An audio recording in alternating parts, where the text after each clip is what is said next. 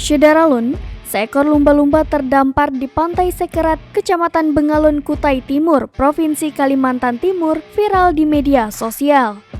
Warga desa Sekerat Bengalon Kutim, Arman Amar, mengatakan beberapa warga tak sengaja menemukan lumba-lumba tersebut pada Rabu 15 Juni 2022 pagi, sekitar pukul 9.30 waktu Indonesia Tengah.